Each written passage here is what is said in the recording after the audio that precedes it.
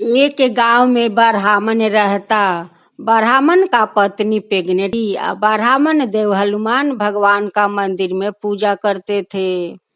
देखते देखते ब्राह्मणी का पूरा 9 महीना हो गया। 9 महीना के बाद वो एक पुत्र के जन्म देती है। दोनों ब्राह्मण ब्राह्मणी अपना पुत्र को देखकर बहुत खुश हो जाते हैं। पुत्र को अच्छे से लालन पालन किया। देखते देखते पुत्र 5 महीना का हो जाता है और उनकी माँ का मृत्यु हो जाता है। ब्राह्मण देव वहाँ पर मंदिर में पूजा करते थे और उधर अपना बच्चा को लालन पालन करते थे। देखते देखते उनकी पुत्र 5 साल का हो जाते हैं।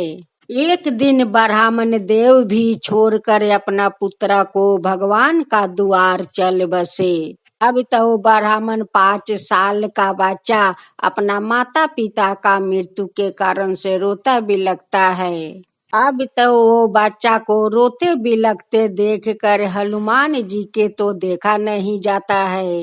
हनुमान जी जाकर अपना अंजना माता से कहता है कि माता देखो, मेरे भक्त का पुत्र रोते बिलखते मुझे अच्छा नहीं लगता है माँ। तब अंजना माँ और हनुमान जी अपना भेष बदलते हुए वो बच्चा के पास आते हैं और उठाकर उन्हें आंख के आंसू पोंछने लगता है। अंजना माँ कहती है कि बच्चा मत रोवो, बच्चा मत रोवो। हनुमान जी कहता है कि बेटा मत रोवो, मत रोवो। 5 साल का बच्चा कहता है कि माता, मेरी माँ छोड़कर चली गई, मेरी पिताजी छोड़कर चले गए। अब मैं किसका पास रहूंगी माता, किसका पास सोऊंगी। अंजना माँ कहने लगी कि बेटा तुम मेरे पास सोना और तुम्हें देखभाल मैं करूंगी। हनुमान जी कहने लगे कि देखो बच्चों, तुम चिंता मत करो, हम दोनों तुमको पोषण पालन करूंगी। अब तो दोनों देखभाल करने लगे, सेवा जतन करने लगे वो बच्चा को। देखते देखते ब्राह्मण का पुत्र तो बहुत बड़ा हो गया। हनुमान जी वो ब्राह्मण को पूजा पाठ करने के सब विधि विधान सिखा दिया।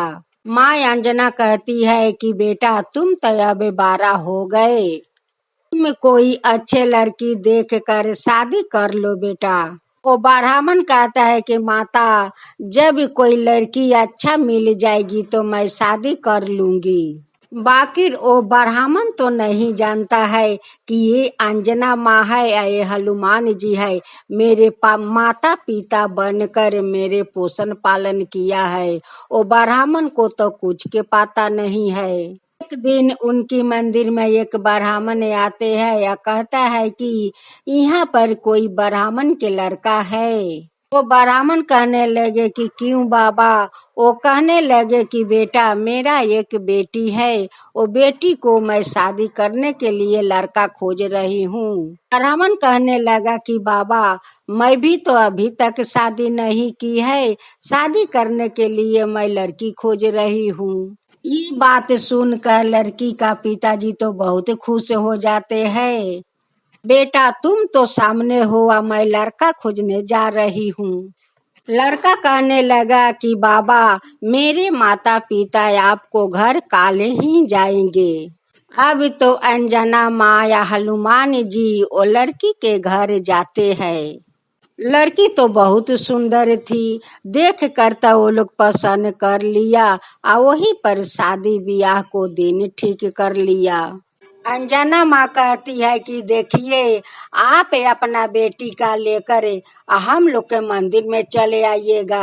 हनुमान का मंदिर में शादी करना शुभ होता है, बहुत ही अच्छा होता है, वहीं पर दोनों को हम लोग शादी करवा देंगे। लड़की का माता पिता लेकर अपना बेटी को वही मंदिर में चले आते हैं। वही मंदिर में विधि विधान से शादी करवा देते हैं। वो लोग दोनों अपना बेटे वधू को आशीर्वाद देते हैं। तब अनजाना माँ कहती है कि बेटा देखो तुम तो बहुत बड़ा हो गया, शादी कर लिया, अब देखो तुम अपना संसार संभालो, हम लोग का तो अब अपना घर जाना होगा। मैं तो तुम्हारा माँ को मैं बहन हूँ, हमें अपना घर जाना होगा बेटा। हाँ, अंजना तो चली गई। ब्राह्मण को 2-3 महीना शादी को हो गया, तब उनकी पत्नी प्रेग्नेंट हो जाती है। जब उनकी पत्नी का 9 महीना हो जाता है तो 9 महीना का बाद 2 पुत्रा को जन्म देती है। वो भी दोनों बेटा। दोनों बेटा का नाम रखती है रिधे और सीधे। दोनों ब्राह्मण ब्राह्मणी अपना पुत्र को बहुत अच्छे से लालन पालन करने लगे। देखते देखते दोनों पुत्र 5 साल का हो गया। जब उनकी पिताजी पूजा करने बैठता तो दाएं बाएं दोनों उनकर पुत्र बैठ जाता। पिताजी अपना दोनों पुत्रों से कहता कि पुत्र, तुम लोग के क्या करना है और क्या करना चाहते हो। रिद्धि कहता है कि पिताजी, मैं तो आपका जैसे बनना चाहती हूँ, भगवान का सेवा करना चाहती हूँ। सिद्ध कहता है कि पिताजी, मैं तो उड़ना चाहती हूँ। पिताजी कहने लगा कि सिद्ध बेटा, उड़ने के लिए तो बहुत पढ़ा लिखा करना होगा। अब तब ब्राह्मण देव छोटे बेटे सिद्ध को बहुत पढ़ाया लिखाया और बड़े बेटा रिद्ध को पूजा करना सिखाया। एक दिन ब्राह्मण का छोटे बेटा सिद्ध को प्लेन में काम मिल जाता है और वो प्लेन उड़ाने लगता है। वो तो प्लेन का ड्राइवर बन गया और प्लेन उड़ाने लगा। एक दिन सीधे आता है, अपना पिताजी को पैर धरकर प्रणाम करता है।